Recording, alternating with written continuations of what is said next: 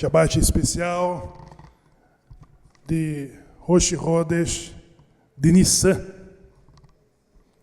Sabe o que equivale isso, pessoal? Equivale novamente, Deus está trazendo o mundo de novo à criação. Êxodo 12, 2, que foi o mafitir da leitura, diz: e esse será para vós o princípio dos meses. Ou seja, de todas as contagens, ou o ponto de partida das contagens que existiam antes disso, ele passa a ser desconsiderado, e Nissan torna-se o mês que se torna o princípio dos meses. Ou seja, antes disso, muitos se pautava da criação no mês de Tishri, outros do final do dilúvio, outros do nascimento de Abraão e outros do pacto que Deus fez com Abraão. Todas essas eram as referências de que se faziam da contagem dos meses. Vamos contar a partir do pacto de Abraão. Outros, a partir do nascimento de Abraão. Ou de quando o dilúvio terminou. Ou de quando o homem foi criado.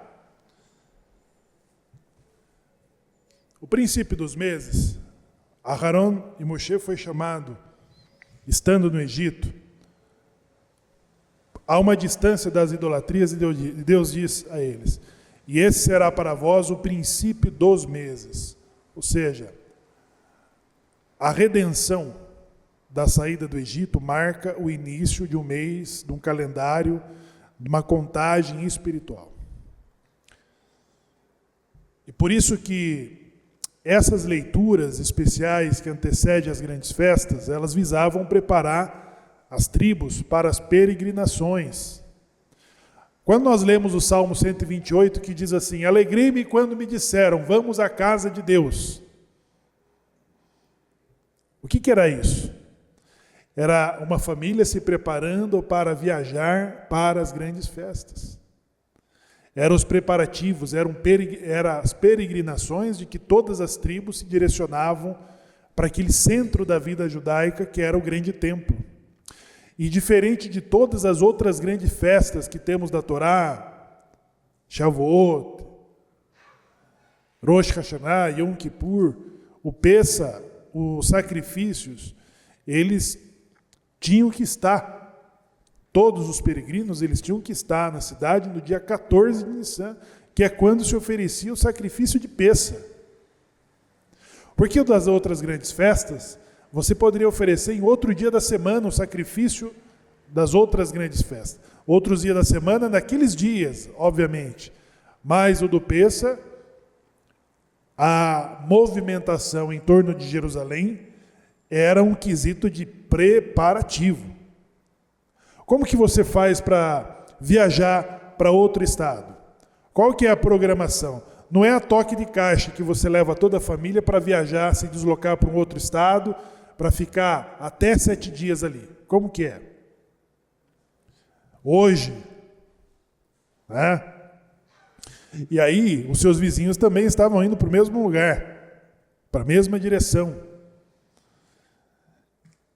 Alguns midrashim diz que os milagres que aconteciam, porque, na verdade, isso tornava Israel, o nosso calendário nos tornava muito previsíveis para os nossos inimigos, para os ladrões, que encontravam facilidade num vazio aonde as propriedades ficavam, de certa forma, expostas ou menos protegidas. Nós não temos uma guerra que chama a Guerra de Yom Kippur.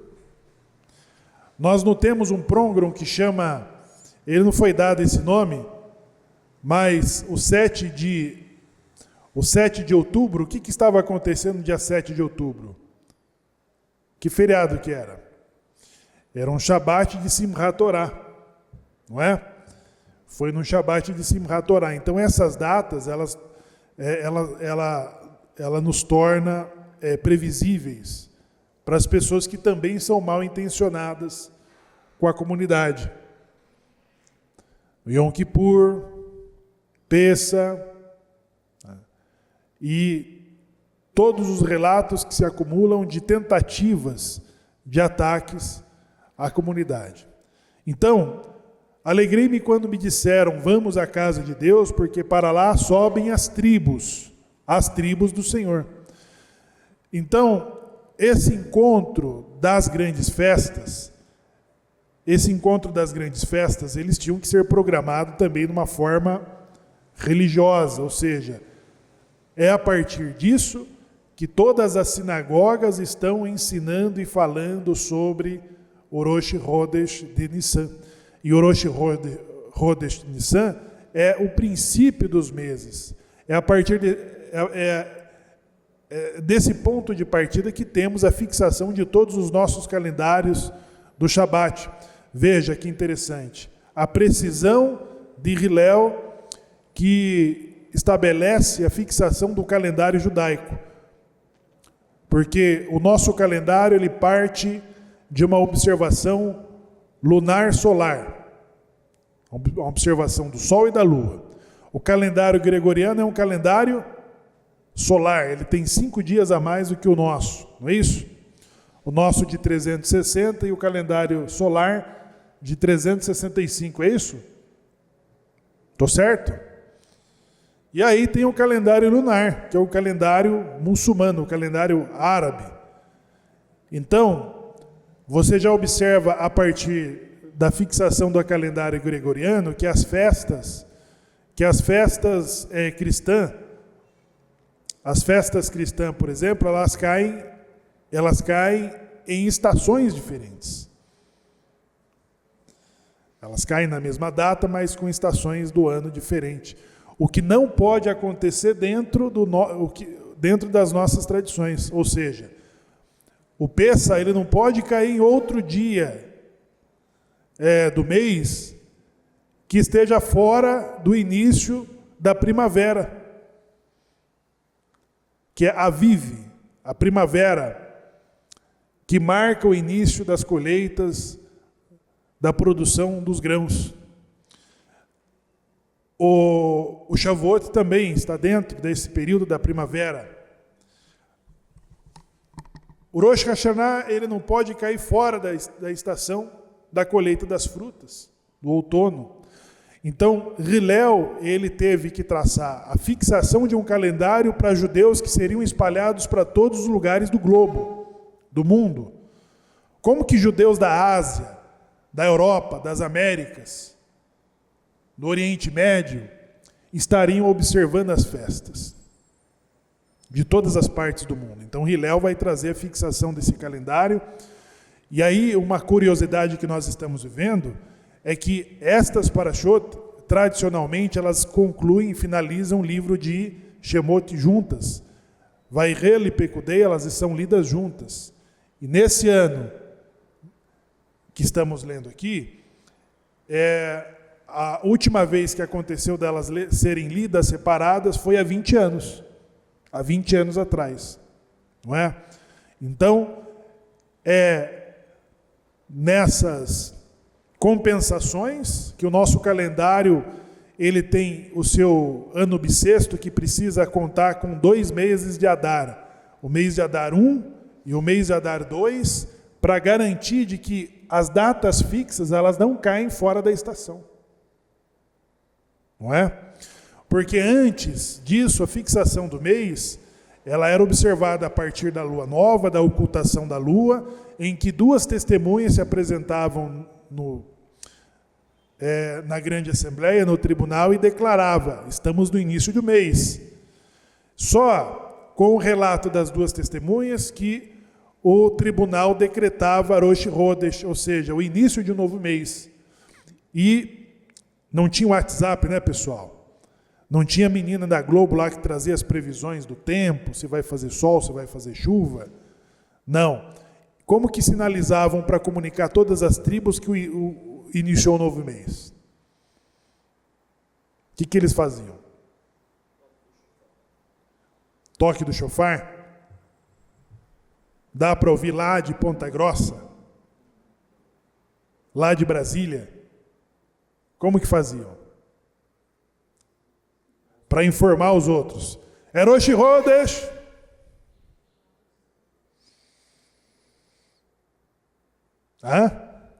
Como que comunicava o início do mês?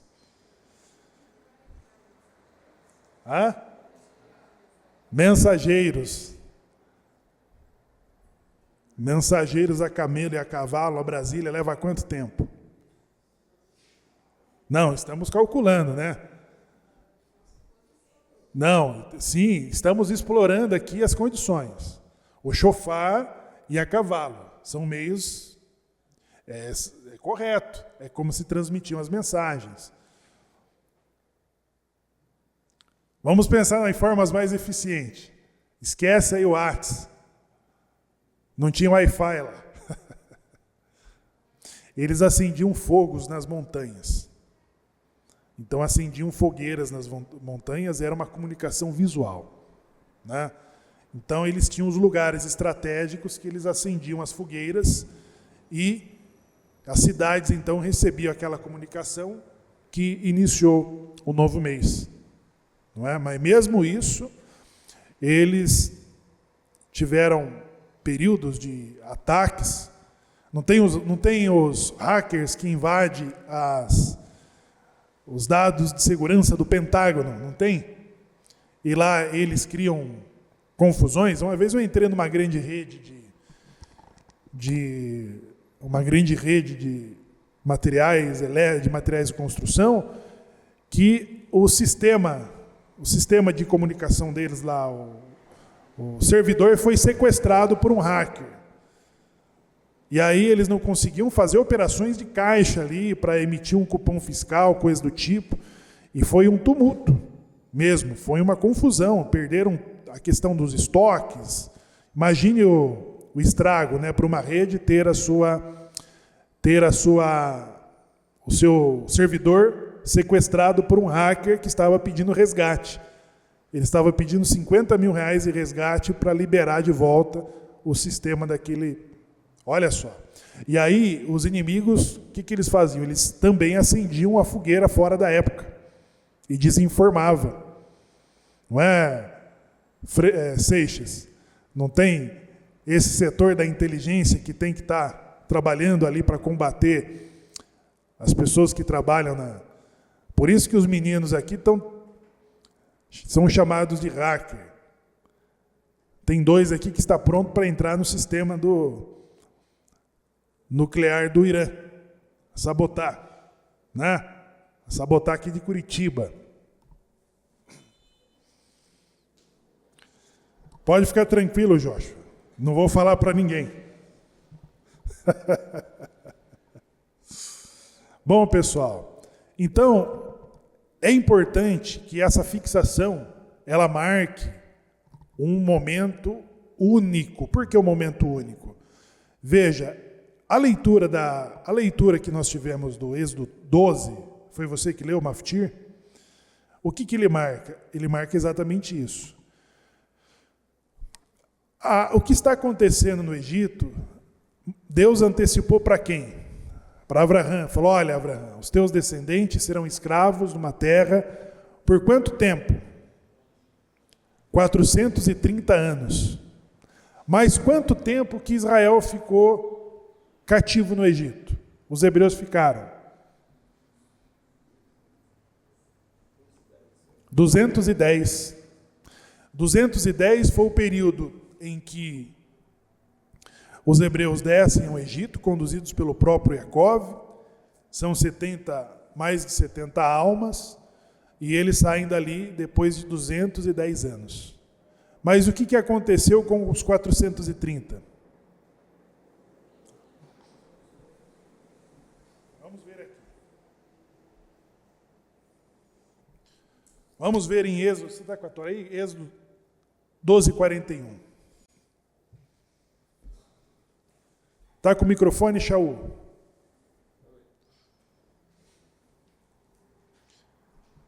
Vamos entender isso, pessoal, porque estamos falando de um calendário.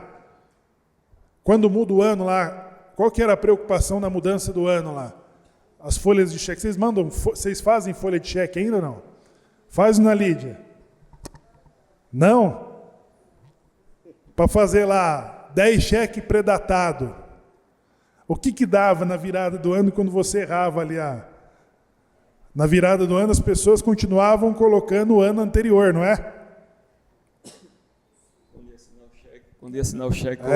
Os bancos tinham esses problemas aí, porque é dezembro e janeiro de um ano, e a pessoa já estava em janeiro predatando o cheque com o ano anterior. Né? O que acontecia? Estourava as contas. Os vendedores sofriam nessa época, eu sofri muito com isso. Então é importante entendermos o nosso calendário, tá, pessoal? A partir desse Shabat, vocês não vão preencher cheque errado. Não façam isso. Vamos lá.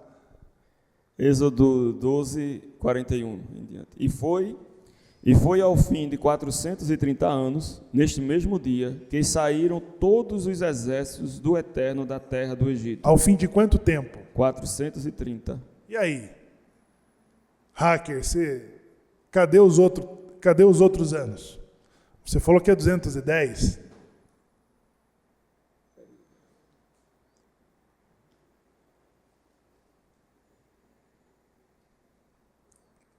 Nós temos uma canção que trazem principalmente nos casamentos, né? Goldodi, que é um dos cânticos, composto pelo rei Salomão, que fala, e ele vem sobre os montes. Não é? Como que é, dona Lídia, que fala? É uma música, né? Inezeba Anishomea Ekododi Inezeba Inezeba. Olha, rapaz. É um cântico dos cânticos que fala sobre aquele que vem sobre os montes. E o que ele vem fazer sobre os montes, dona Lídia? Ele vem em encontro de quem? Se é lida no casamento, do que nós estamos falando? Nós estamos falando de redenção. Então, o ponto de partida do nosso calendário trata-se de redenção. E aí, o Joshua está certo sobre 210 anos, e a leitura do pai dele, não estou colocando os dois para brigar, também está certa. Porque nós estamos falando de uma antecipação em que Deus passa a considerar o período de escravidão no Egito a metade do que eles deveriam passar. Então, conta-se do pacto de Abraão, ou da peregrinação de Abraão, até a saída do Egito, os mesmos 430. Só que os cálculos dos hebreus que estavam na angústia, da escuridão e do aperto, eles ainda tinham outros cálculos, eles tinham vários cálculos, eles tinham todos esses cálculos e pontos de referências confusos, como que eu passei para vocês. É Tishrei? É o fim do dilúvio? É o nascimento de Abraão? É o pacto de Abraão? E agora? Qual o ponto de partida? E isso é verdade, você tem a enciclopédia do conhecimento judaico. Natan Alzubel, ele diz que os relatos dos povos que também documentaram sobre a saída do Egito, eles falam sobre as tentativas de redenção que os hebreus se esforçaram antes de Moshe. Por isso que quando Moshe aparece com essa promessa, o povo está mais cético. Por quê? Porque antes de Moshe foram feitas outras tentativas de saírem do Egito. Porque eles calculavam, hoje é o dia da redenção. E aí eles eram massacrados pelas forças egípcias. o choro de Rahel, né? Não tem Rahel, foi a única das matriarcas que foi sepultada fora de Marpelá. Ela foi sepultada em Belém. Então o profeta Jeremias, o que ele diz sobre Rahel? Rahel está chorando pelos seus filhos. Por que Rahel chora amargamente pelos seus filhos? Ela chora, obviamente, por todos os seus cativeiros, mas um dos principais motivos foi pelo erro de cálculo de todos aqueles que morreram na tentativa da redenção. 120 anos antes de Moshe, foi um grande massacre egípcio dos hebreus que tentaram sair. E eles estavam errados no quê? Eles acertaram o mês do nascimento de Moisés. Olha aí, eles erraram quantos anos? Em relação do nascimento aos 80 anos. Eles erraram 80 anos. O cálculo, porque Moshe, ele começa a redenção com quantos anos? Aos 80, né? 80 anos. Então foram massacrados. Então o ceticismo judaico sobre redenção, Moshe encontrou essa dificuldade. Ou seja, mais um político prometendo e prometendo. Então ele teve que provar por muitos sinais e por muitos esforços de que de fato havia uma intenção do tribunal celeste de trazer a redenção. Então, aquele que vem sobre os montes, ele abrevia esse período do cativeiro de 430 anos. E eles vão cumprir 210 anos desse cativeiro no Egito. E o mês de Nissan, ele se torna, então, esse período da redenção. E a redenção, quem que leu a Haftará do profeta Ezequiel? Você. O que ele está apontando para nós ali? Você vê que hoje eu estou começando o comentário do final, né? Pecudei nem entrou no assunto ainda. É do começo para o fim, mas hoje não. Hoje é o inverso. O que diz, hein, Shaul? Ele fala da redenção, ele lembra o mês de Nissan, Pessah, e ele junta com outra parte da 46, que nós lemos na semana passada também, que é falando sobre a redenção, de quando o Eterno iria redimir o povo, iria fazer a terra frutificar, tal. Nós lemos essa mesma Haftará semana passada. Ele agora está juntando dois textos de Ezequiel. Um falando sobre Pessah e o outro que fala também sobre a redenção, ou seja, conciliando os dois textos, que não deixa de ser a libertação com a redenção e a volta da frutificação da terra. Por quê, pessoal? Porque quando Hashem nos livra do Egito, eles também nos dá a previsão, assim como ele falou a Haron, a Abraham.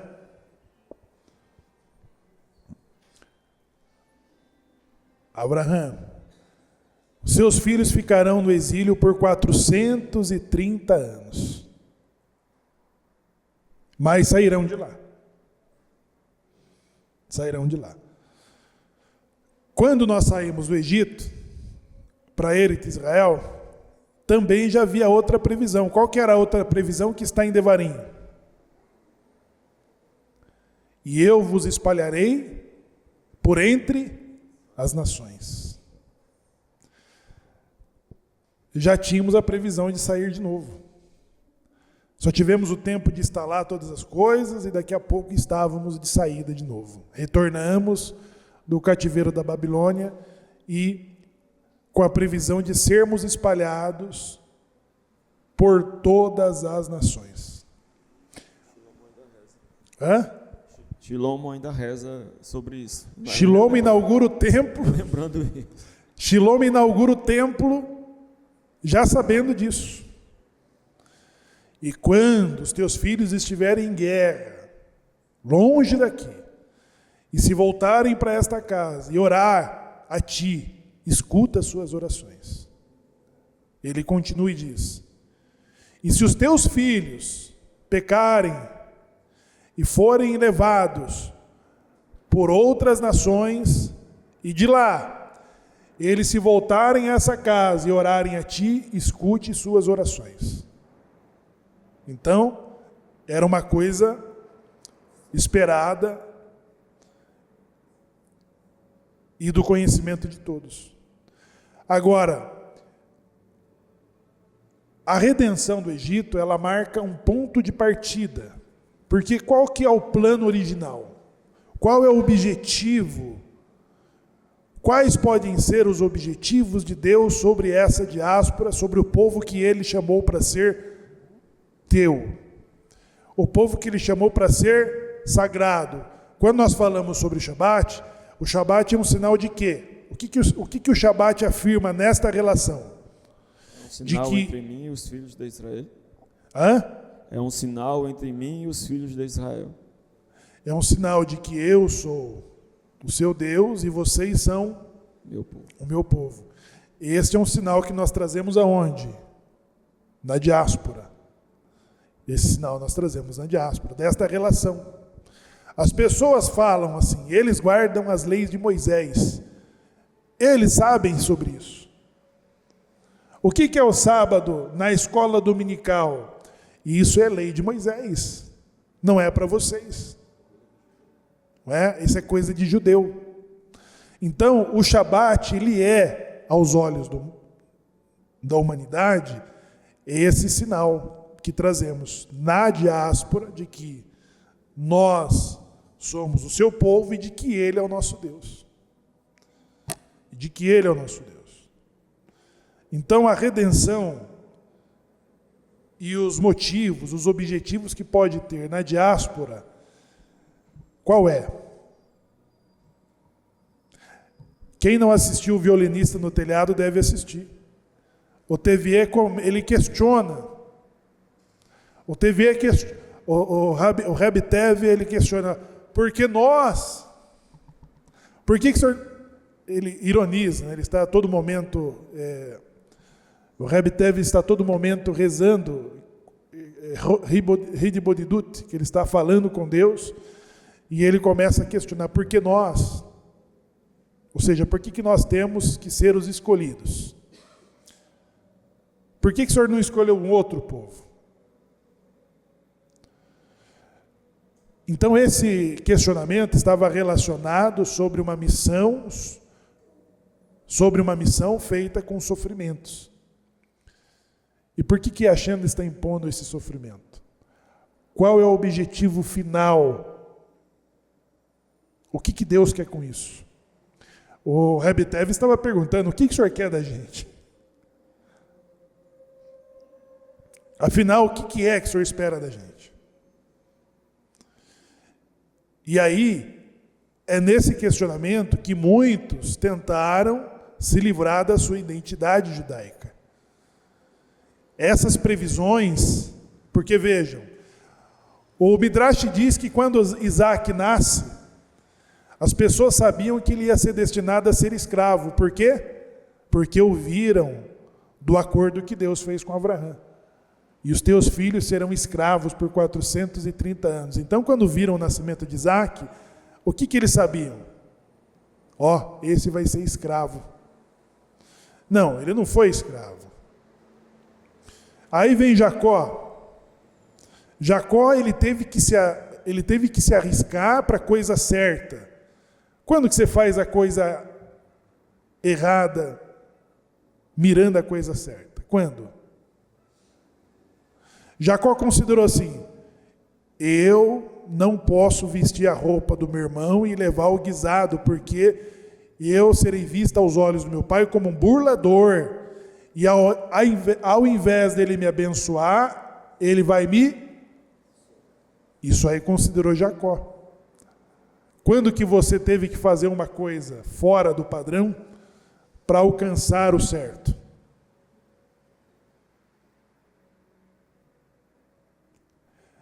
Ele foi amaldiçoado? Jacó foi amaldiçoado? Ele foi o quê? Ele foi abençoado. Sabe que dia que ele foi abençoado? No dia 1º de Nissan. Sabe que dia que Isaac nasce? Que dia? Dia 1º de Nissan. Então o mês da redenção, ele estava apontando, porque todos os descendentes de Abraão sabiam do inevitável descida ao Egito. E é nesse sentido que o filme O Violinista no Telhado, o clássico musical, ele coloca esse questionamento judaico de 3.700 anos. Por que nós? Por que nós? Por que temos que nos ferrar tanto? Por que temos que ser tão odiados? E o Reb Tev, ele era muito popular no vilarejo de, como que chama? Anateca. Na Ucrânia, né? Aquilo aconteceu na Ucrânia. E aí ele começa a questionar. Teve um judeu que escreve ao rabino da seguinte forma: olha, sou filho de mãe judia, sou circuncidado, fiz tatuagem, casei fora do judaísmo, não vou circuncidar meu filho, não vou fazer o bar mitzvah dele, não vou dar nome judaico para ele. E quando eu morrer, não quero que me sepulte no cemitério israelita. Ele escreveu isso ao rabino. Ou seja, um judeu disposto a se livrar da sua missão. Um judeu disposto a se livrar da sua identidade. Um judeu disposto a se livrar do seu judaísmo. Aí, para surpresa dele, o rabino escreve de volta: Shalom. Ele diz assim: visto que você não escreveu para um juiz, para um padre, para um califa, mas você escreveu para um rabino, isso mostra que você é mais judeu do que eu. Não há como se livrar da identidade judaica. Porque quando você está prestes a descer ao mais baixo nível e desaparecer com a sua identidade judaica, você é trazido de volta das formas mais desagradáveis. Então, lá, com 210 anos, diz que, por que nós temos a pressa de sair do Egito? Por que há a urgência da saída do Egito? Por que o nosso pão não fermentou? Porque nós saímos às pressas, não dava tempo da massa levedar, não dava tempo da massa crescer, porque tinha um tempo para sair do Egito. E esse tempo tratava-se de uma assimilação irreversível, de que todos os hebreus poderiam sofrer se não saíssem naquele dia 15 de Nissan. Se não saíssem naquele dia, se eles falassem, vamos sair na semana que vem, vamos preparar as bagagens, ajuntar as coisas, levedar a massa, e a semana que vem nós saímos, já não seria mais útil. Porque, de fato, teria se perdido toda a identidade dos patriarcas Abraão, Isaque e Jacó no Egito pela assimilação, porque Israel estava no seu mais baixo nível espiritual. Era questão de... É por isso que hoje, em Rosh Chodesh, Aharon e Moshe está sendo chamado dizendo: ei, venham cá. Esse será o mês da vossa libertação. Esse será o mês da vossa redenção. Esse será para vocês o princípio dos meses. Prepare-se. Vamos sair. É rápido. Aqui está começando a redenção.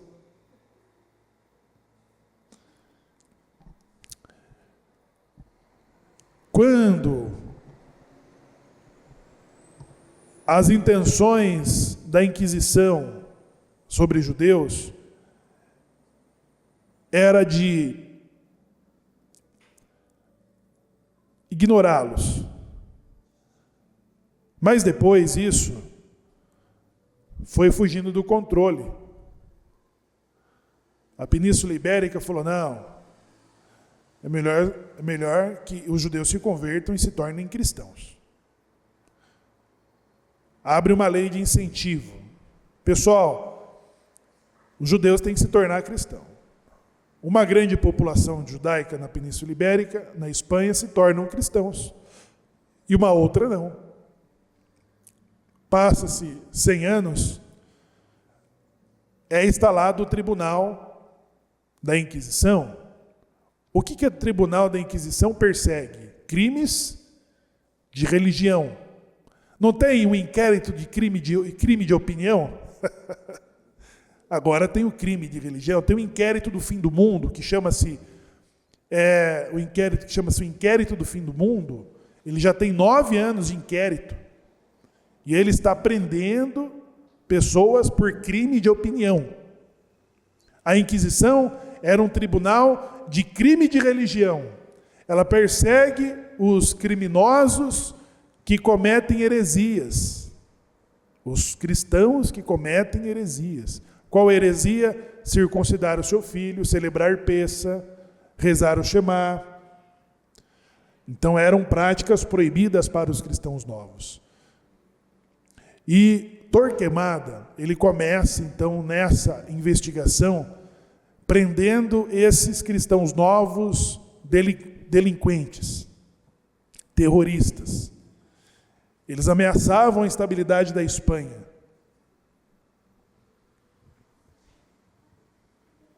E isso que não tinha batom lá naquela época. Bom, o que ele colheu? O relato. E isso é um bloqueio, tá, pessoal? Isso é um bloqueio da comunidade organizada sobre, hoje, uma organização de cristãos novos que volta para o judaísmo. Por quê? A expulsão que será decretada de 1492, ela acontece porque Torquemada, nas suas investigações, ouviu dos cristãos novos, ou seja, de judeus convertidos ao cristianismo, do porquê que vocês estão se desviando da santa fé. O que eles disseram? Os judeus estão nos desencaminhando. Os judeus estão nos influenciando de má forma. E aí nós acabamos indo para a sinagoga. Nós acabamos circuncidando os nossos filhos. Nós acabamos celebrando Pessa. E aí que a Espanha vai decidir pela expulsão dos judeus que não se converteram ao cristianismo, em 1492. O parente do Silvio Santos, Dom Isaac Abravanel, que era muito influente na coroa espanhola, ele marca uma audiência com os reis católicos sobre essa expulsão, e na audiência que ele ia persuadir os reis a anularem o decreto de expulsão, quem que estava na audiência? Torquemada, que quando da apresentação nessa audiência de Dom Isaac Abravanel, o relato diz que Torquemada olhava fixamente. Imagine o inquisidor que faz assim, lá da tribuna. Não tem um inquisidor que faz assim?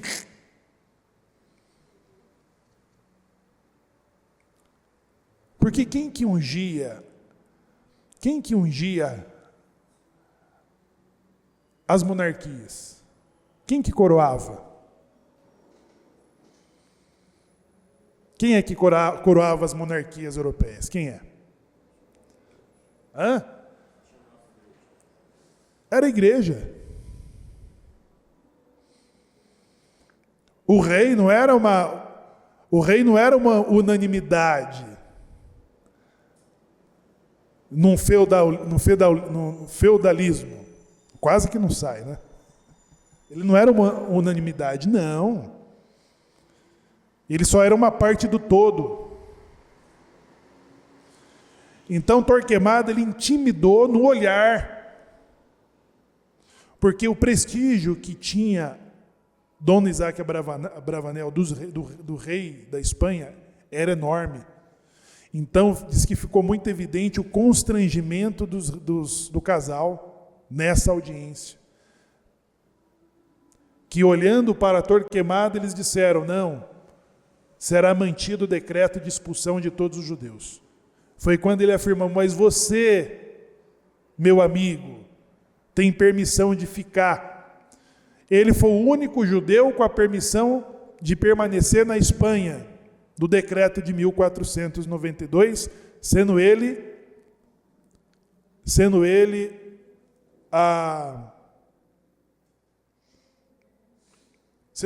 o tesoureiro da coroa lá, o ministro da fazenda.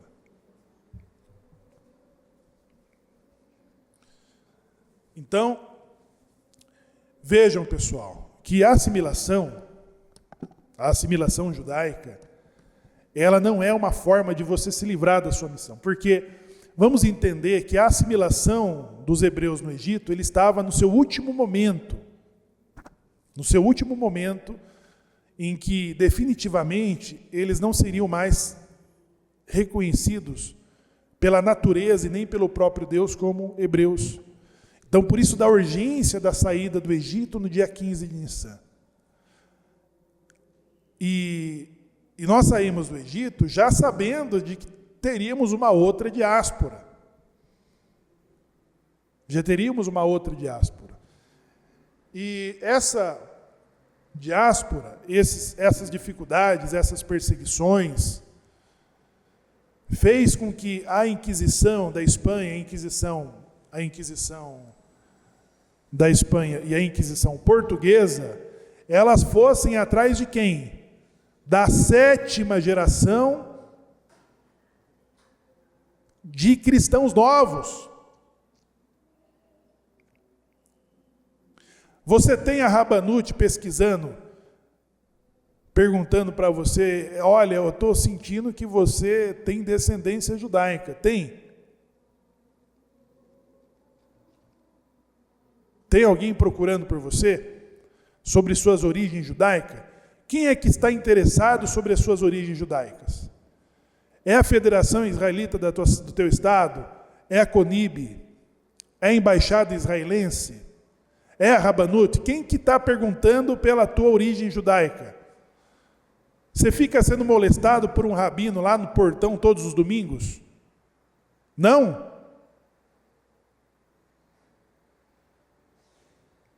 Quem que tem se interessado pelas origens judaicas? A Inquisição se interessou pela 7ª geração, porque até onde ela poderia ir com a tecnologia que eles tinham da época, as suas capacidades de inteligência. Então, se o Adam tinha muito dinheiro, dono de usina de cana, é evidente que ele tem outros judeus ricos, parentes. E aí ele ia no Marrocos, ia no Iraque, na Síria, na Holanda, na França, na Inglaterra, principalmente no Ocidente, aonde estavam as linhas de parentes deles. Porque é uma rede comercial, é uma rede de negócios. E se ele tem dinheiro, o primo dele também tem, o irmão dele também tem, o pai dele também tem, e você estabelece um mapa onde está essa descendência de até 7 gerações. Esses judeus dispersos não foram procurados. Eles não foram procurados pela comunidade judaica. Eles foram procurados por quem? Pelo antissemitismo. Quando Hitler estava fazendo limpeza, como que chama-se? Limpeza étnica. Ele não tinha a intenção de solução final. Esse plano não estava ali no começo. 1937, 1933, de 1933 até 1937, que é quando começa a perseguição aos judeus da Europa, não tinha intenção de extermínio judaico. Tanto que, 1937, eles não tinham uma indústria da morte, estando ele em várias frentes de guerra. O desenvolvimento dos campos de extermínio, ele foi se desenvolvendo mediante as mudanças de planos. Porque a intenção de Hitler sobre dividir espaço com os judeus na Alemanha em outras partes da Europa era sobre expulsá-los. E expulsá-los para onde? O Trump trouxe agora essa polêmica, não trouxe? Falou, olha, Egito e Jordânia, nós temos um presentinho para vocês. Nós vamos dividir os palestinos da faixa de Gaza nos territórios do Egito e nos territórios da Síria. Eles ficaram felizes, não ficaram? Eu vi um experimento social nos Estados Unidos sobre a polêmica ali que divide a opinião de alguns americanos sobre as deportações em massa que está sendo feita ali. Já estava sendo feita no governo Biden e continua sendo feita agora no novo governo. Aí, um experimento social batia nas portas das casas e pedia opinião. O que você acha da deportação? Você é a favor? Eu sou contra, isso é um absurdo. Deixem eles aqui, que eles fiquem aqui. Aí, enquanto ele estava dando a opinião a favor, contra a decisão de deportação, parava um ônibus com 45 deportados, e ele falava assim, muito obrigado, fico feliz que você pode acolher aqui esses refugiados do governo. E ela falava, não, eu não quero eles na minha casa, não. Então isso revela a hipocrisia. Né? E quando que isso se tornou a solução final para extermínio desses judeus? Quando que se tornou? Quando o mufti de Jerusalém, preocupado, ele já tinha, porque já existia o movimento sionista, e o movimento sionista, ele não era bem eficaz porque os interesses judaicos também não colaboravam sobre o retorno a fazer aliá. Então o mufti de Jerusalém ele vai a um encontro em 1937 do governo alemão com a proposta de falar, não mandem os judeus para lá, por favor, não mandem os judeus para lá, nós não queremos, eles não são bem-vindos. E aí? E agora? Aí que se começa a se desenvolver a solução de extermínio judaico. Eles começam a traçar, inclusive, as características, inclusive esse mufti, ele começa a ensinar os alemães a traçar a determinar os traços judaicos daqueles que conhecidamente nem sabiam mais ser judeus. Eram descendentes de judeus que iam para as missas, que iam para as escolas dominicais, que tinham... E os esforços alemães, com a contribuição da IBM, eles encontram até a 11ª geração de judeus da onde? Na onde eles estavam? Assimilados. O que o judeu escreveu para o rabino? Não vou mais circuncidar os meus filhos. Não me casei com uma judia. Eu fiz tatuagem. Fazer tatuagem é que tem a regra da Havra Kadish de que você tem tatuagem e você não é sepultado no cemitério israelita. Fiz tatuagem. Não vou circuncidar meus filhos. Então, quando você se livra da sua missão, você está acelerando o carro contra um precipício, falando, não, eu quero fugir dessa loucura. É o cântico do Rebbe Tev. Por que eu? Por que eu tenho que ser o escolhido? Por que o Senhor não escolheu outro?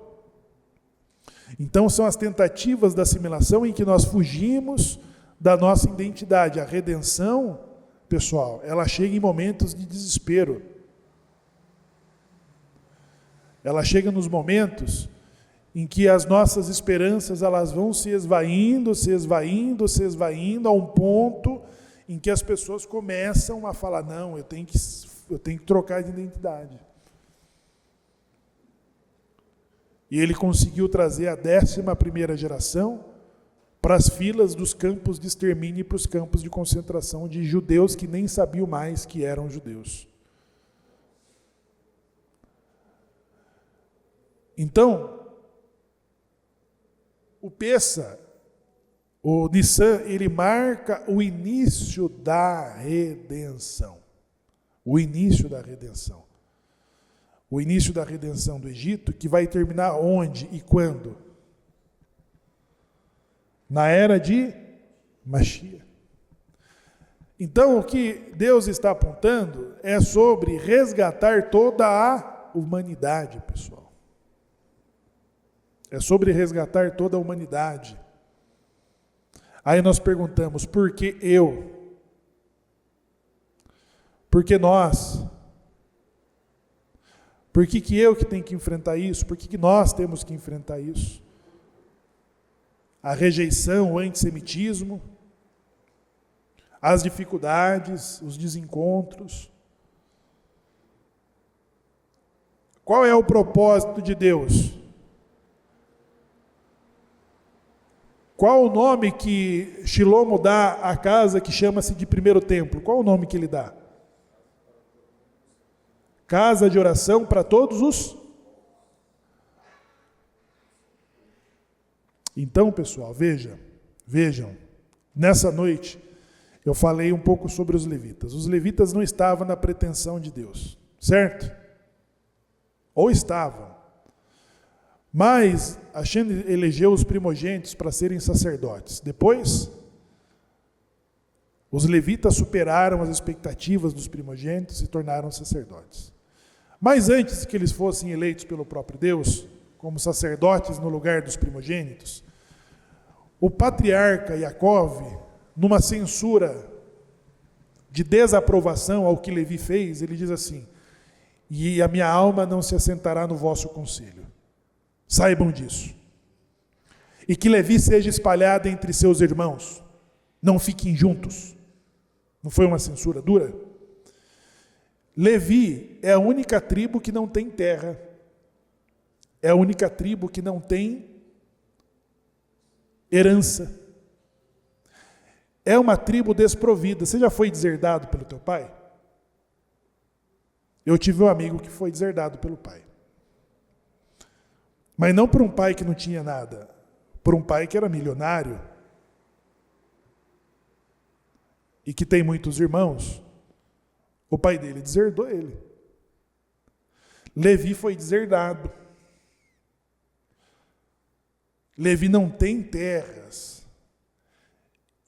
E se isso não fosse o bastante, o pai dele falou, vocês vão ser espalhados entre as nações, serão espalhados entre as tribos, vocês não ficarão juntos. Mas quando eles se tornam sacerdotes, o que isso favorece? De que havia uma rede de ensino. Havia uma rede de ensino quando não tinha o mundo digital de que nós estamos inseridos hoje. Né? Então, poucos aqui,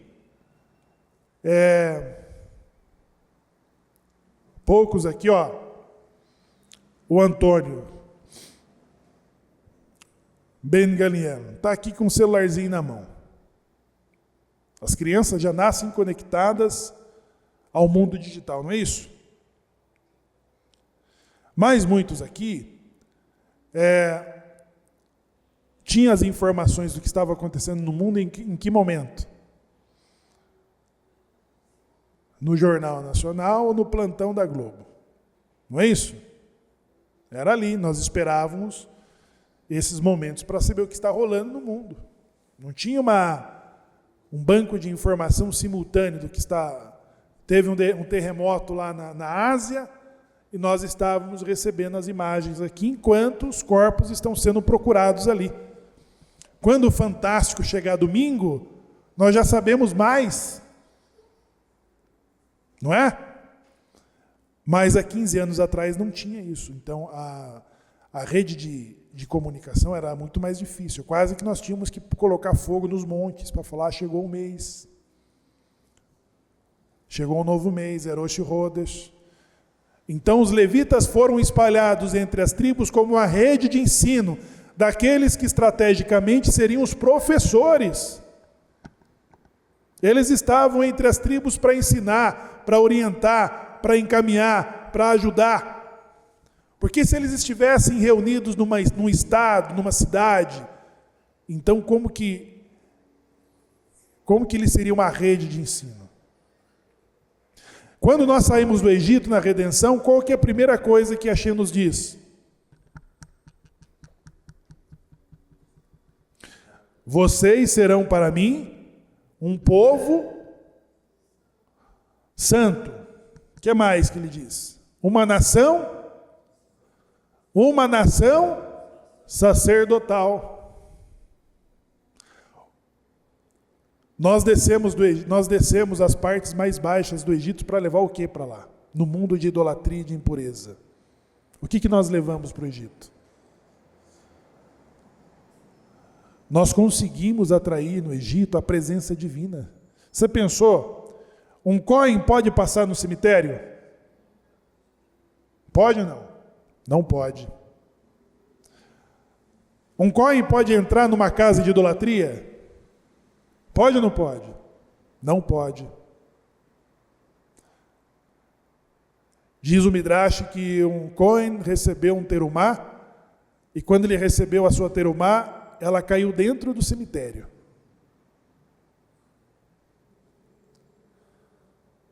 E agora?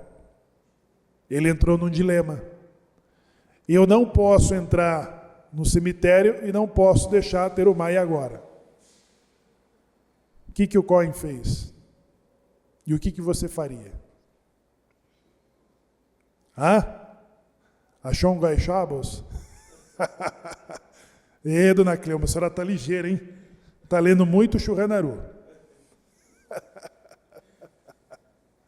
Ele entrou e pegou a terumá no lugar onde ele não poderia entrar. Quando Israel desce ao Egito, quem que desceu ali para tirar a sua porção? Quem? Quem que em pessoa entrou ali para tirar a sua terumá? Fala, pessoal. O que os magos viram no quarto dia? O que os magos viram no quarto milagre de Moshe? Os magos, os feiticeiros, disseram assim: verdadeiramente o Deus de Israel está lutando por eles. A presença dos hebreus no Egito fez o quê? Quem que desceu lá no mundo da impureza e da idolatria? Quem que entrou lá? O próprio Deus. O próprio Deus entrou nos lugares impuros para resgatar a sua porção, a sua terumá. E aí, pessoal, quando nós somos classificados pelo próprio Criador, ele diz assim, ele não falou para Levi, ele falou para todas as tribos, ele falou: ei, prestem atenção aqui. Agora eu sou o Deus que tirei vocês da terra do Egito com mão forte, com braços estendidos. Vocês serão para mim por povo, e eu serei para vocês por Deus. E vocês me serão uma nação de sacerdotes. Uma nação de sacerdotes. E para quem que nós somos sacerdotes, pessoal? Para quem? Para os povos, para as impurezas, para as idolatrias. O plano de Deus não era separar um povinho ali, uma bolha, e falar: ei, meu trato é só com Israel e vocês dão licença. Qual que é a intenção do Criador do universo, do Criador do homem? É de que toda a humanidade seja alcançada pela presença divina. Até os não-judeus. O plano de Deus é macro, é para todos os povos, é para todas as línguas. E Shilomo sabia disso quando ele disse, essa casa de oração, ela vai ser chamada Beit Yaakov, não foi o que ele falou? Esta será a casa de oração para todos os povos. E o motivo de sermos espalhados para todos os lugares, pessoal, é porque Deus tem uma previsão de redenção para quem? Judaica. E só através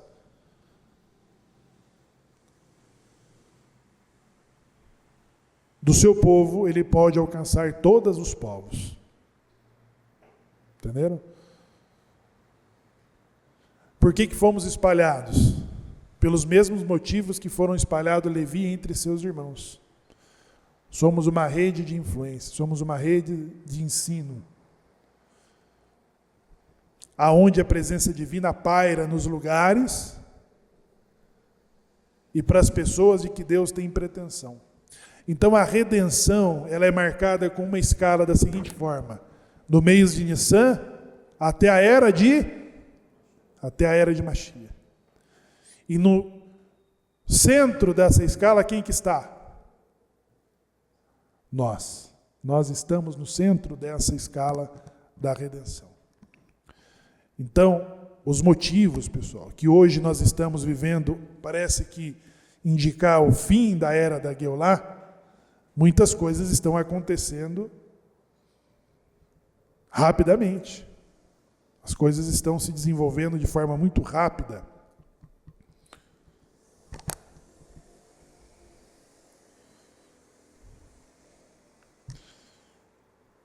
Muito rápida. E aí, quando nós estudamos Pekudei, trata-se de prestação de contas. Essa semana, junto com o Shimon, nós falávamos sobre servidores públicos. Servidores públicos. Servidor público são garantias. São garantias de que eles não podem serem demitidos, não é isso? São protegidos, são blindados, não é isso? Não é bem assim? É. Mas tem que caprichar, né, para conseguir. Não, mas para conseguir ser exonerado tem que caprichar.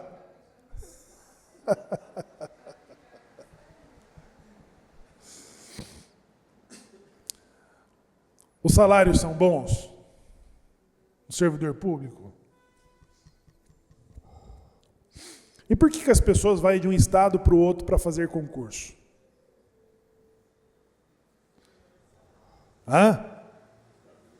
Em busca de melhores salários.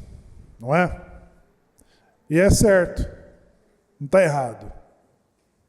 Os servidores públicos têm que receber bem, porque ele presta um serviço público. Ele está a serviço público.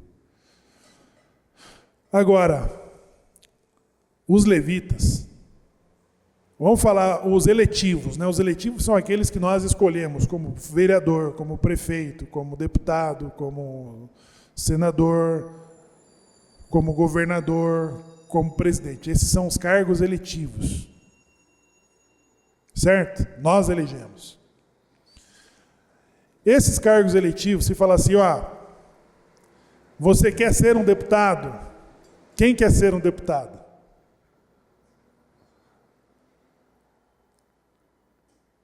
Auxílio moradia, auxílio combustível, auxílio paletó. Quem quer ser? Os benefícios, eles dobram o salário de R$46 mil. Quem quer ser?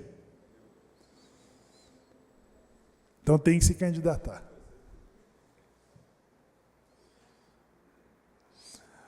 Mas se fosse uma seguinte proposta, olha, quem quer ser deputado? Senador, vereador, quem quer que seja. Aí o tribunal de... Como que é? Quem que a Receita que faz que vê o patrimônio do candidato, não é?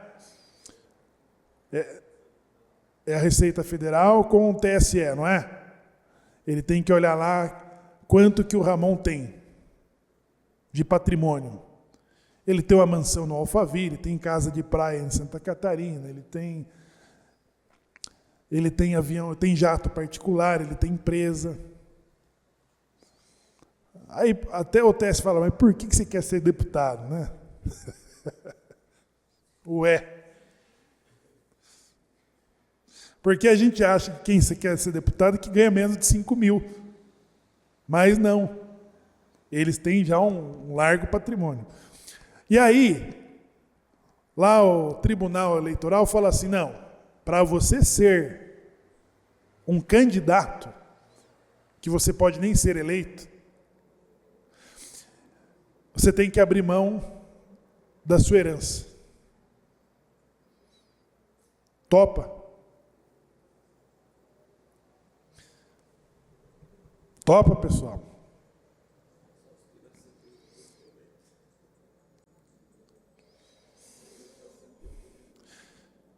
Se você tiver um candidato conhecidamente rico que abriu mão da sua fortuna para se candidatar a um cargo eletivo, você votaria nele? Sim ou não? Por que você votaria num candidato conhecidamente milionário e que abriu mão da sua herança para se candidatar, da sua fortuna para se candidatar? Por que você votaria nele? Você que falou que sim.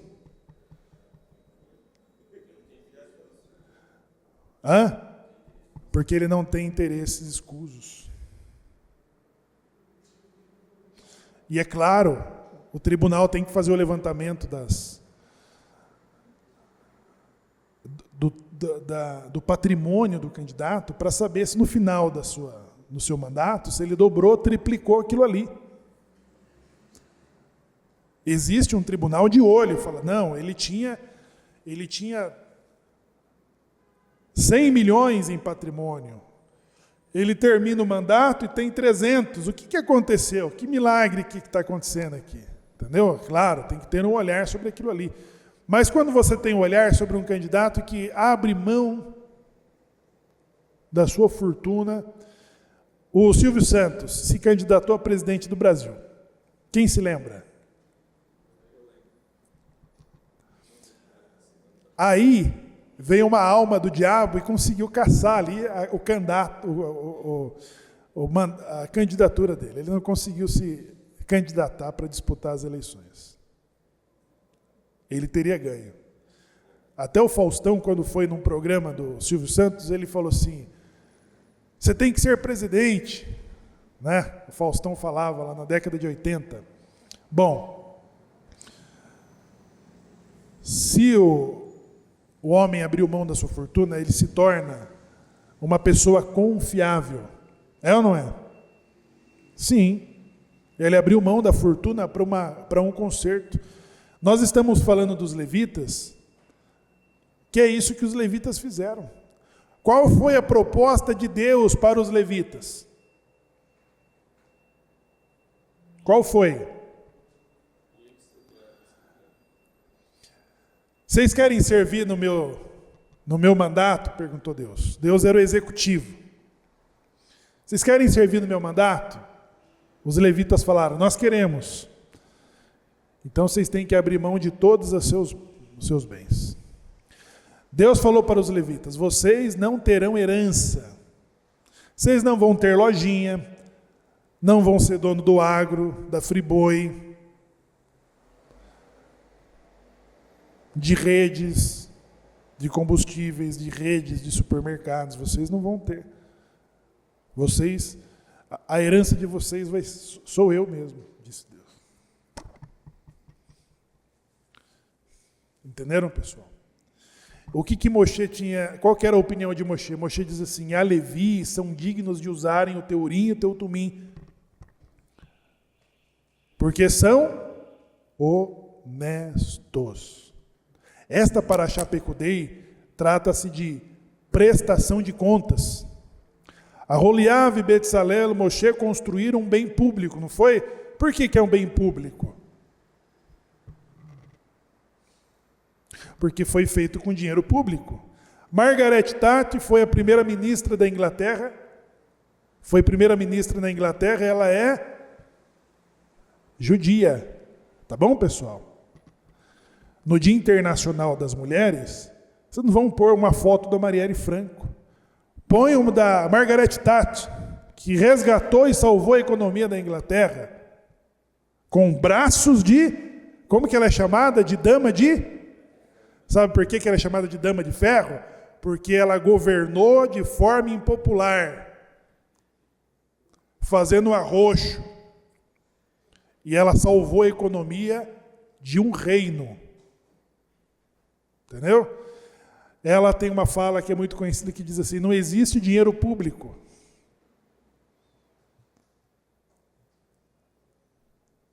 Existe dinheiro do povo.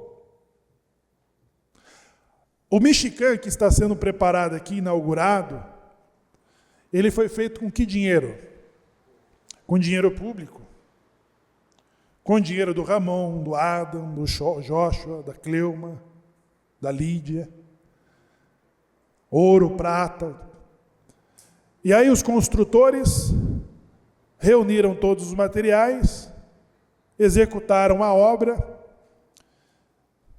E agora, esta porção é a prestação de contas da quantidade de ouro, de prata, de cobre, de pedras, de tecidos, de tintas, de madeiras. Pecudei. São os números que eles estão trazendo como prestação de...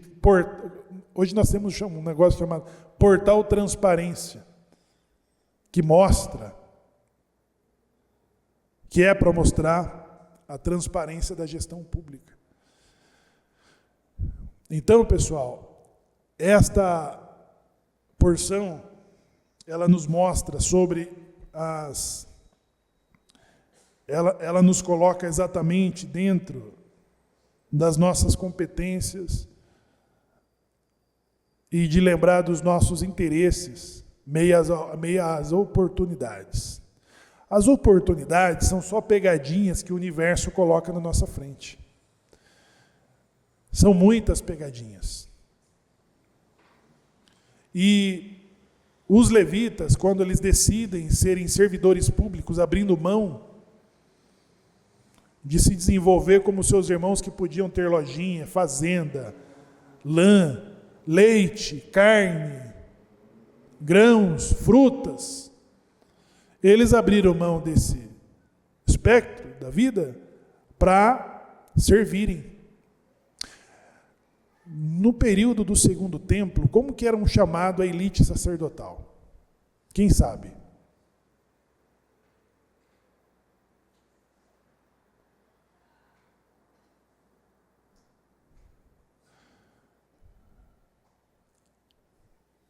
Alguém quer arriscar? Tinha os fariseus e os saduceus. Eram como eram chamada a elite sacerdotal. Na época do Segundo Templo, a elite sacerdotal, eles eram a aristocracia do reino judaico. O que isso quer dizer, Arruvá? Aristocracia. Porque quando a Torá fala dos levitas, eles falam como servidores públicos. Então a Torá, ela fala assim: e vocês lembrem do levita, de quem mais? Do levita. Quem está lá na base da pirâmide? Quem que está na base da pirâmide de Israel? Da sociedade econômica. Quem está lá na base? O levita, o pobre, o órfão, a viúva e o estrangeiro. Deus sempre está recomendando. Quem que estava lá na base da sociedade? Quem, pessoal? O levita. O levita estava do lado do pobre, do órfão e da viúva.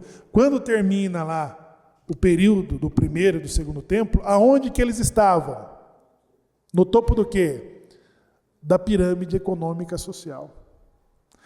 Os saduceus eram conhecidos como a aristocracia sem ter lojinha, sem ter cultivo da agrícola, da lã, do leite, do mel, da tâmara, das frutas. Eles estavam onde, seu Adão? No topo da pirâmide. O que Deus disse para o levita?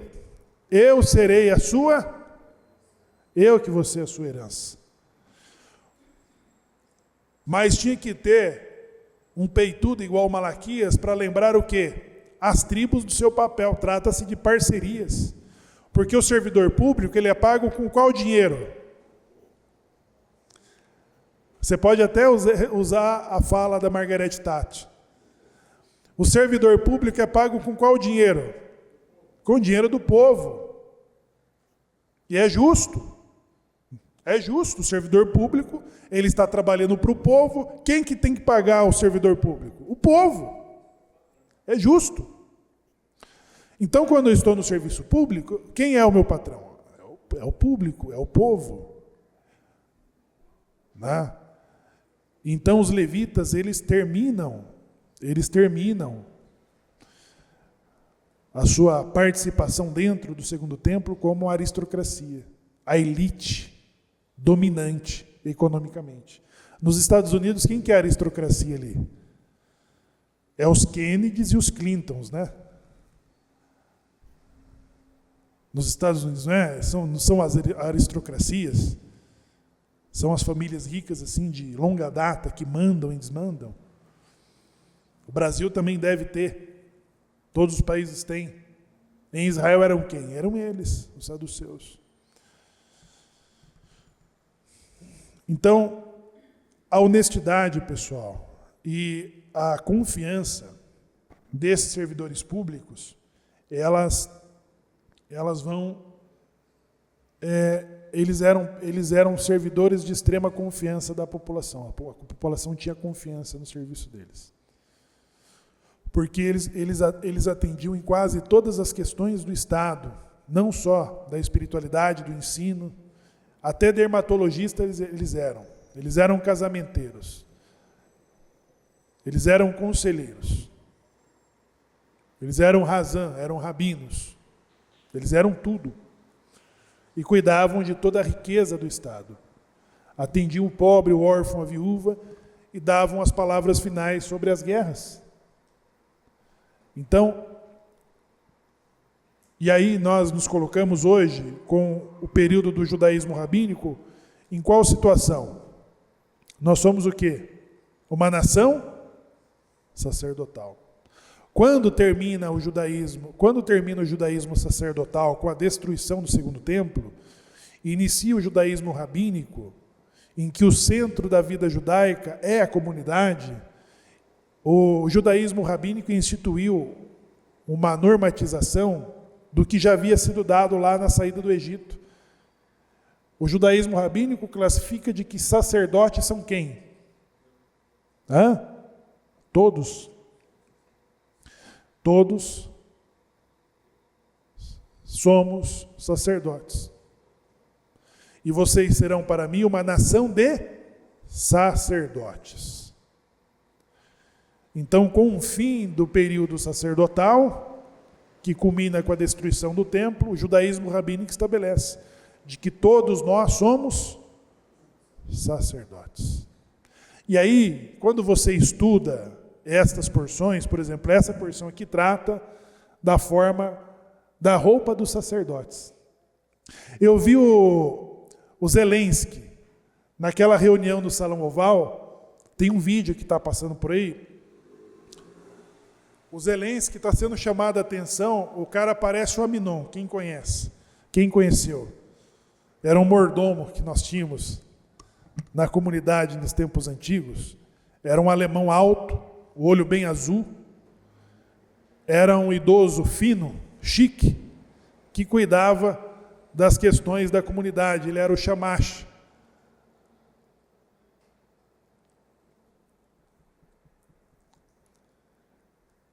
O Zelensky estava sendo chamado por um homem igual chamada a atenção por um homem igual, alguém que cuida das ordens da Casa Branca. Aí ele falou no Salão Oval, quando vocês olham lá a discussão que teve entre o Trump e o Zelensky, quem é o Trump? Quem é o Trump? O presidente da maior potência econômica e militar do mundo. É relevante ou não? Sim. O Zelensky, ele é o quê? Presidente de um país europeu que está em guerra. Quando você olha lá no Salão Oval, você vê a diferença nos homens que estavam ali naquela reunião? Qual que era a diferença? O cara estava de roupa inapropriada. Então escapou esse vídeo, que está lá o mordomo lá do Salão Oval, lá da Casa Branca. E ele pergunta, por que você não está de terno? Pergunta para o Zelensky, na frente do Trump, estava lá o vice-presidente, estavam as outras autoridades, e ele pergunta para o Zelensky, por que o senhor está aqui e não está usando um paletó?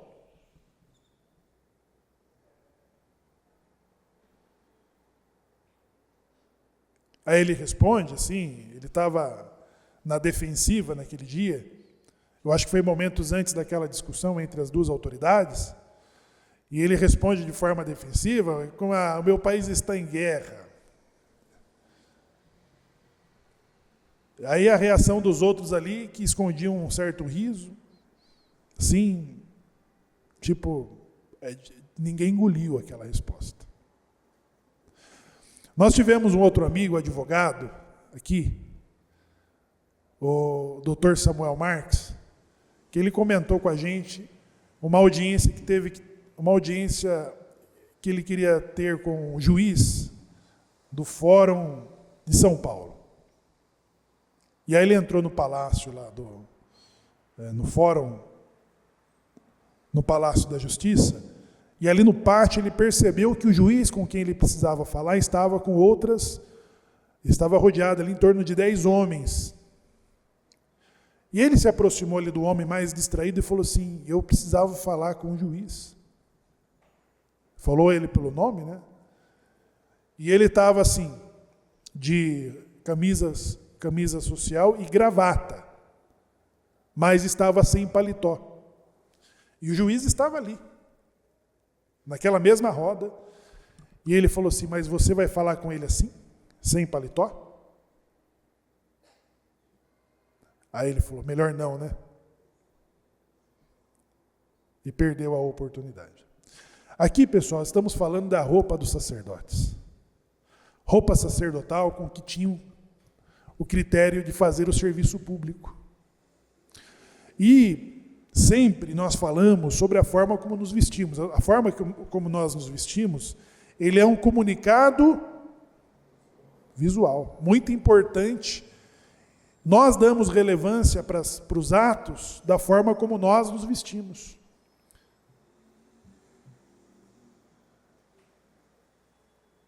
Pessa, Shabat, Yom Kippur, para cada ocasião existe uma forma de se vestir.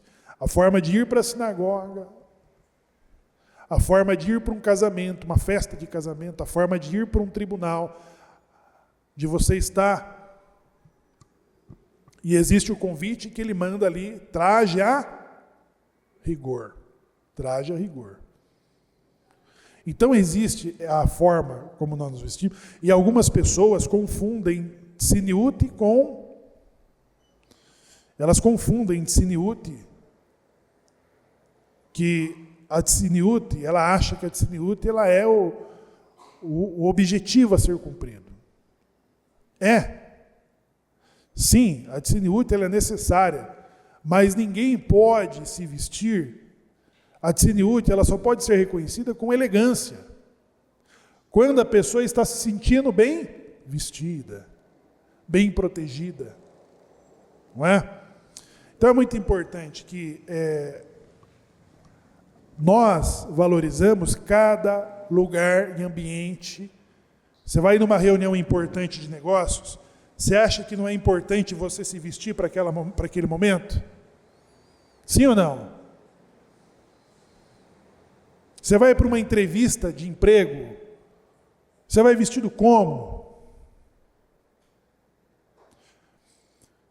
Então, para o trabalho, para a faculdade, para os encontros sociais, então existe uma forma para se vestir em cada ocasião. E nós temos que ter essas distinções.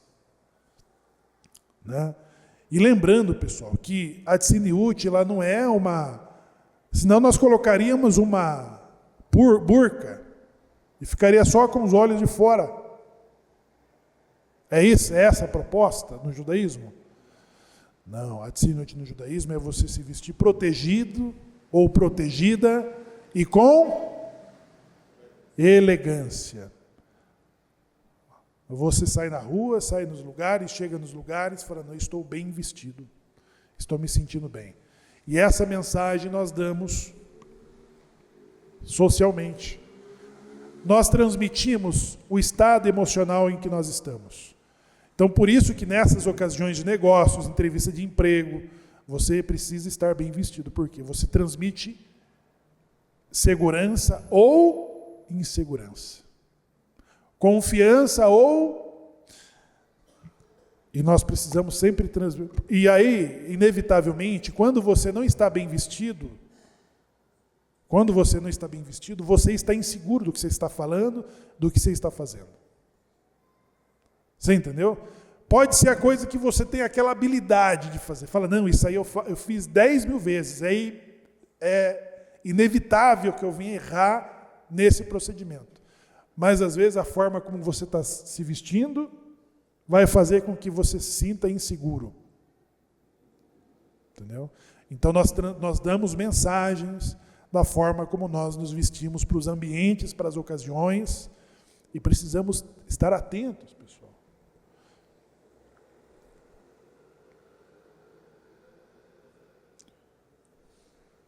Então, eu posso ir para a sinagoga com uma roupa desbotada? Posso. Eu posso ir com qualquer roupa, mas qual a informação que eu estou dando? De descuido. O ambiente para mim. Entendeu? Então nós precisamos ter uma atenção até de quando... Uma vez eu tive um choque social. Sabe o que é um choque social, não? Nós precisamos ter alguns. Todos vocês precisam ter. Que é de estar em ambientes que fogem um pouco das nossas circunstâncias. Em eventos sociais. E aí, nós tivemos um evento, o Shimon e eu, nós estávamos lá em Ponta Grossa, num lugar em que nós entramos ali, a forma como as pessoas estavam vestidas era esplêndida. Esplêndida.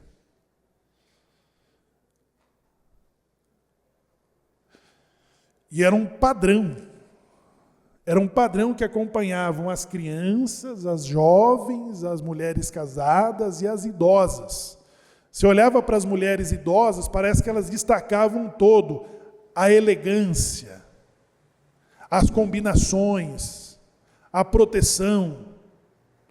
Parecia que nós estávamos num ambiente onde as mulheres, elas eram a classe dominante na economia, em tudo. Isso foi um choque de realidade, sabe? Sim. E aí nós tivemos outras oportunidades de estar em outros ambientes que nos faz pensar e rever os nossos conceitos da forma como nós nos vestimos. Você acha que não é importante essa tratativa de como sacerdotes, de como a exigência que está sendo dada da forma como os sacerdotes devem se apresentar diante do serviço sagrado?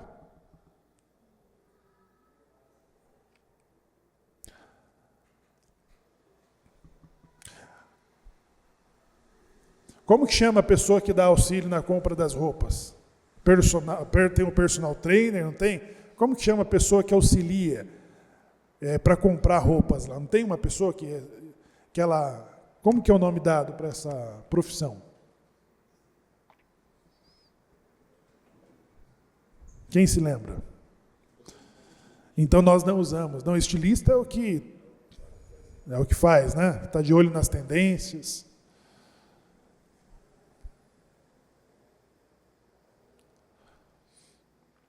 Uma vez eu entrei numa loja em Campinas e fui comprar uma roupa para casamento. Eu seria testemunha de um casamento. Fui com a Keila. Aí nós entramos lá numa loja e tinha ali vários vendedores e tinha fila ali, tinha uma sequência de ordem para os vendedores atenderem ali, né? Que a gente percebeu. Quando nós entramos, a Keila e eu, a vendedora que nos atendeu saiu fora da vez dela. Ela pulou a vez das outras. E aí nós percebemos um climão que ficou ali, na rodinha das outras vendedoras. Mas nós tivemos sorte, muita sorte, porque ela era essa profissional. Ela olha para o perfil de qualquer pessoa, pelo tamanho, pela cor da pele, pela cor do olho. Ela tinha as medidas nas mãos. Ela pediu licença para minha esposa, falou, a senhora me permite? Aí ela pegou nas minhas costas, pôs as mãos assim, no meu ombro, e ela falou, qual que é a ocasião que vocês vão participar? Aí eu falei, qual o horário do evento? Nós falamos. Ela saiu, ficou alguns minutos, poucos minutos, tá? E ela voltou com todas as opções que nós poderíamos usar. Todas. Todas. Ternos, gravatas, a cor da meia. Ela trouxe. Aí, nós compramos. E sabe quando você sai e fala assim, eu fiz uma boa compra? Aquela impressão? Fizemos uma boa compra. Fizemos uma boa compra. E aí, mas às vezes nós temos essa impressão quando saímos dos lugares, mas chega no espelho da nossa casa, a gente fala, mas não foi esse caso. Esse caso, de fato. Aí o evento que nós tínhamos que ir, a minha esposa era elogiada. Ela era elogiada pela forma como como eu estava vestido para aquela ocasião. E tinha até uma autoridade que me conhecia, quando jovem, falou assim, olha aí, o Shemuel usava uma meia branca, outra preta, olha agora, pessoa distinta. Pessoal, nós precisamos ter, porque às vezes nós temos a intenção de usar as roupas, mas não sabemos escolher, porque não temos essa profissional que indica, e as lojas não dispõem disso. Quem tem palpite para comprar roupa, para se vestir bem, mas não é todos que têm. Depois, nós voltamos naquela loja para comprar novamente, pelos bons produtos, mas principalmente pelo trabalho da vendedora. E ela tinha sido mandada embora. Aí nós perguntamos, você sabe em qual loja que ela está trabalhando? Porque assim, pessoal, nós precisamos ter esse cuidado também de como nos apresentamos. E faz toda a diferença, pessoal. Faz toda a diferença. Entendeu? Você acha que vestir bem para vir na sinagoga altera a sua espiritualidade? Sim ou não?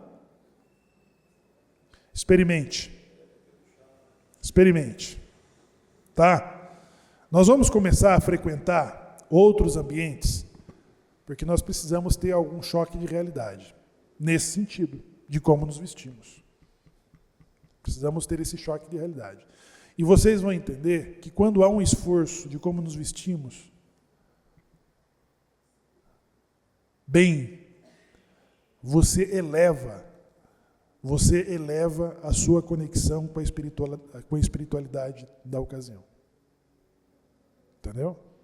Então, quando tua esposa fala, não vá com essa camisa, não vá com essa calça, não vá com esse sapato, escute. Deixa ela dar o palpite, fala, não é para você ir com essa camisa. E eu vou contratar uma pessoa chata aqui na sinagoga que vai ficar dando nota. Nota boa e nota má.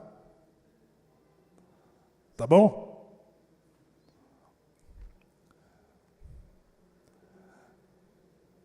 Aí ela vai ensinar. Depois, de um tempo, ela vai começar a ficar na portaria e falar, essa roupa não está adequada. Essa roupa não está adequada. Entenderam? Porque é isso, pessoal. As vestes sacerdotais que estão sendo confeccionadas em Pecudei, ela diz tudo sobre o nosso estado emocional. Ela diz sobre a gente.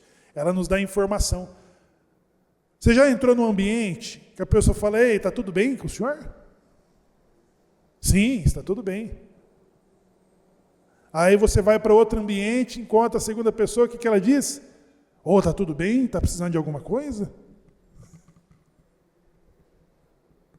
Aí você vai no outro setor, sente-se bem. Então olha no espelho que tem alguma coisa errada. Você está mostrando para as pessoas, indicando as falhas que a alma está transmitindo. As informações. Por que não fecha negócio? Por que tinha tudo para dar certo e deu errado? Porque às vezes nós estamos desinformando as intenções que nós temos da forma como nos vestimos. Você pode olhar ali, ó, o cara desceu da BMW, tudo de branco, ali na esquina. Você nunca viu a pessoa, não sabe o nome dela. Mas qual a informação que ela te deu? Qual classe social que ela faz parte? Ela te indicou, qual é?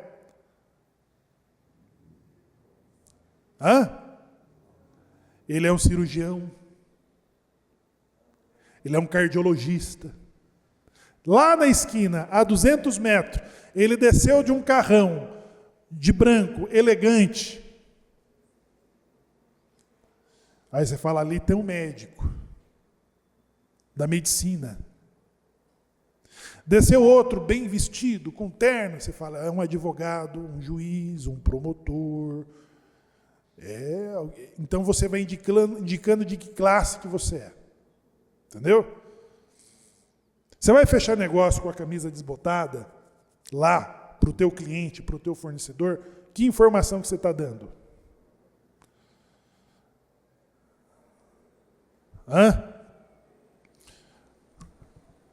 Hein, pessoal? É um pé rapado. E a questão não é a competência que você tem no seu serviço. Você fala, não, isso eu tenho experiência, eu faço. E ninguém tem dúvida, porque dependendo do serviço que você vai dar, assessoria, mão de obra que você vai prestar, o que ele está olhando para você é se você vai ter condições de finalizar a obra dele. Sabe o que é pé rapado ou não? O pé rapado tinha um dispositivo que ficava nas portas das casas quando não tinha asfalto, né? Então, você chegava antes de entrar no ambiente, você rapava o pé ali, ó, para arrancar o excesso do lodo, do barro, da lama. Aí você rapava o pé para depois você apertar a campainha. Então você chegava na porta e ficava raspando o pé, né? O que indicava? Que você não tem carro. Você não chegou de carruagem, você não chegou de carroça, você não chegou de carro. Então você teve que rapar o pé? Então indica de que lado da sociedade você está. Então quando nós nos vestimos para qualquer ocasião, você precisa fazer afirmações da forma como você se veste. De que grupo, a seriedade, a responsabilidade, a segurança, a firmeza também está no contato visual. No cabelo, na barba. O nosso humor, o nosso temperamento, tudo isso muda. Quando você sai bem vestido de casa, você já começa a atrair todas as boas energias, porque você mesmo está com alta confiança, alta determinação. Entendeu? E aí você vai chegando e abrindo as portas, e você vai, isso automaticamente. Quando a pessoa fala assim, doutor, doutora,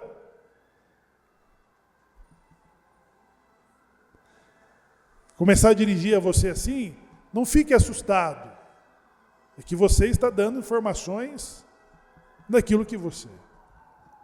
Segurança.